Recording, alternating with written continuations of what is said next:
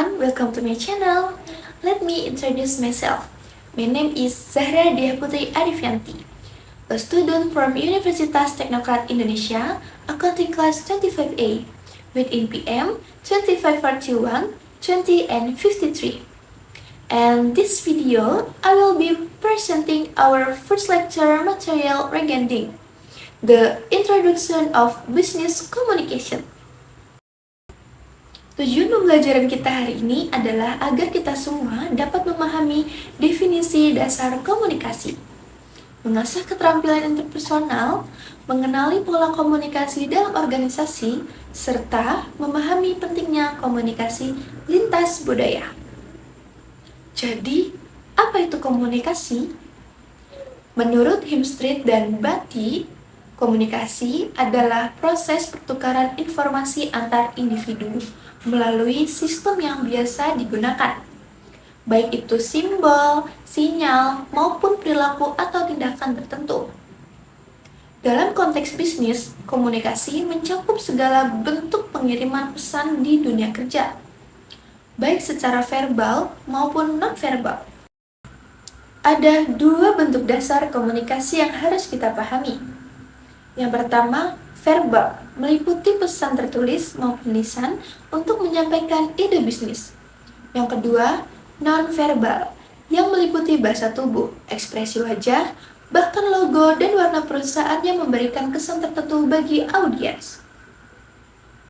Agar komunikasi berjalan efektif, informasi harus melewati 6 tahapan. Tahap yang pertama, pengirim mempunyai gagasan. Tahap kedua, pengirim mengubah ide tersebut menjadi sebuah pesan atau dikodekan. Tahap ketiga, pengirim menyampaikan pesan melalui saluran atau media tertentu. Tahap keempat, penerima menerima pesan. Tahap kelima, penerima menafsirkan pesan tersebut di pikirannya. Dan tahap keenam, penerima memberikan tanggapan atau umpan balik. Dan tanpa umpan balik, kita tidak akan tahu apakah pesan kita dipahami dengan benar atau tidak. Selanjutnya adalah komunikasi interpersonal. Ini adalah interaksi yang dilakukan antara seseorang dengan orang lain, baik dalam lingkup komunitas maupun organisasi. Tujuan utamanya bukan sekedar berbicara, melainkan untuk berbagi informasi dan pengalaman, menumbuhkan simpati dan motivasi rekan kerja, membangun kerjasama tim yang solid, serta media untuk menyampaikan rasa kekecewaan secara profesional agar hubungan kerja antar tim tetap terjaga. Bergerak ke slide kelima, kita akan membedah topik yang sangat krusial dalam struktur manajemen, yaitu organisasi, communication, and connection. Teman-teman perlu menyadari bahwa dalam sebuah organisasi, komunikasi bukan sekedar pelengkap aktivitas sehari-hari. Why it matters? Karena keberhasilan komunikasi adalah vital asset. Sebuah aset yang sangat berharga dan menentukan apakah organisasi tersebut bisa mencapai goals atau tujuan yang telah ditetapkan. Tanpa koneksi komunikasi yang kuat, visi perusahaan hanya akan menjadi catatan di atas kertas saja.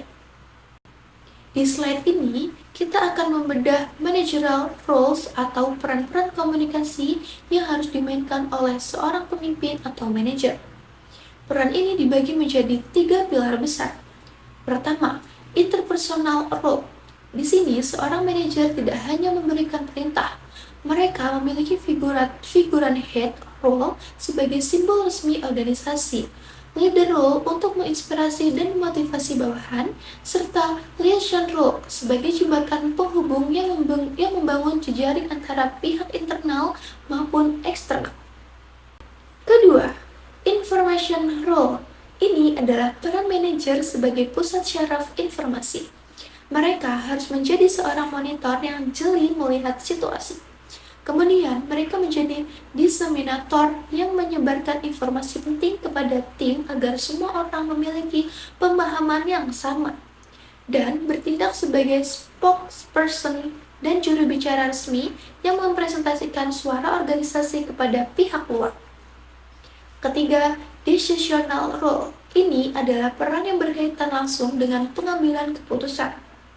Manajer harus memiliki jiwa entrepreneur untuk melihat peluang inovasi, menjadi problem solver yang tangguh saat terjadi kendala, mengelola alokasi sumber daya atau resource allocation, dan tentu saja menjadi seorang negosiator ulung dalam setiap kesempatan bisnis. Jadi, melalui slide kelima ini, kita bisa melihat bahwa menjadi komunikator yang baik dalam organisasi berarti kita harus siap berganti peran secara dinamis sesuai dengan kebutuhan situasi yang kita hadapi. Memasuki slide ke-6, kita akan membedah topik yang sangat relevan dengan dinamika kerja sehari-hari, yaitu communication patterns.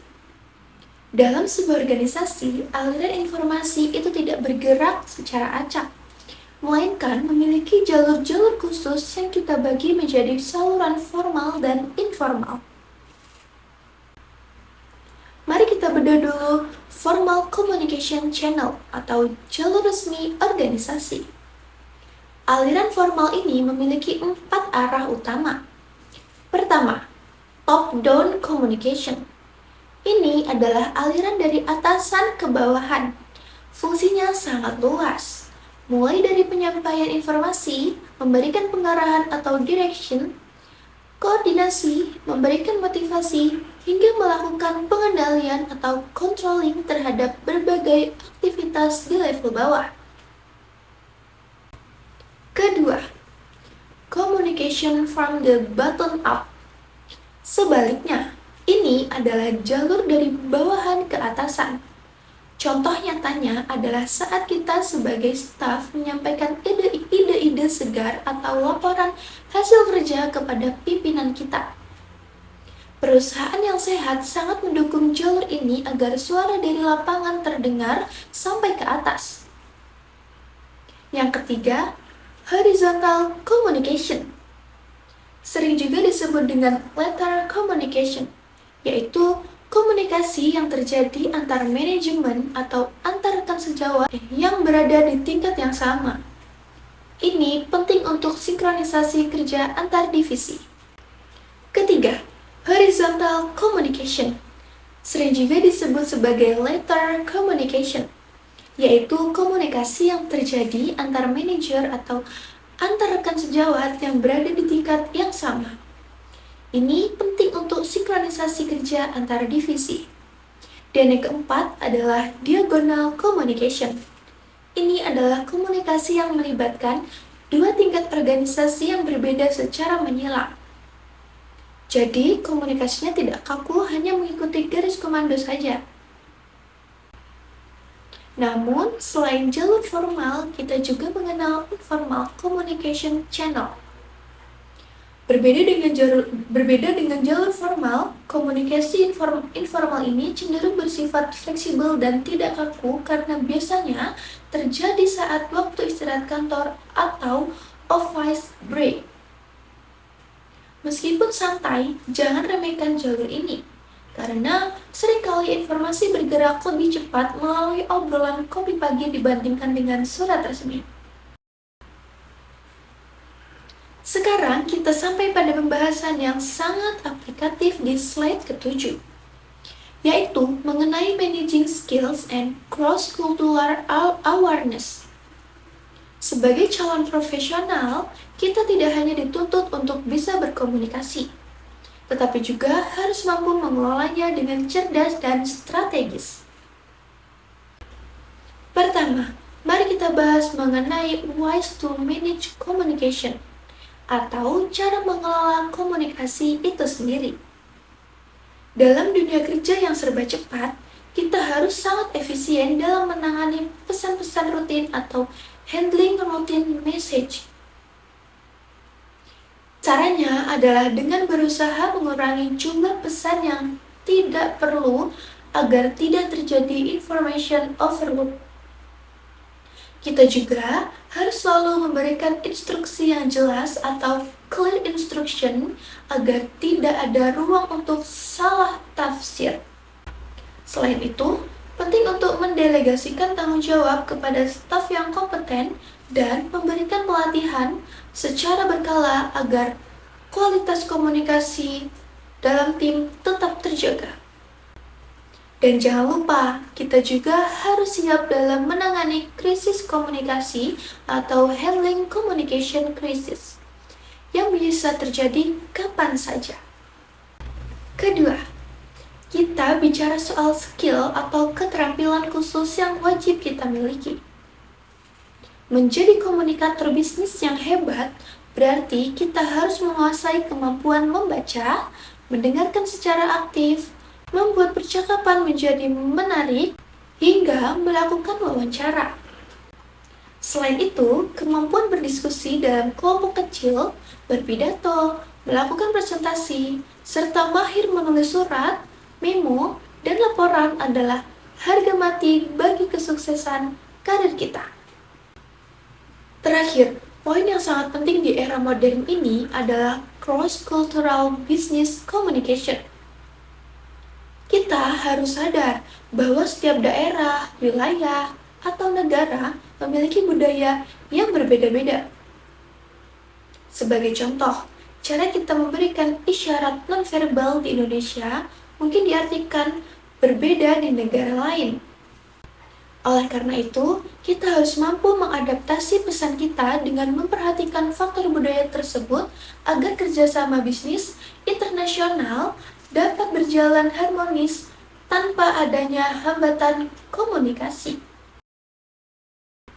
Sebagai kesimpulan dari materi video hari ini, ada 2 poin utama yang harus kita ingat.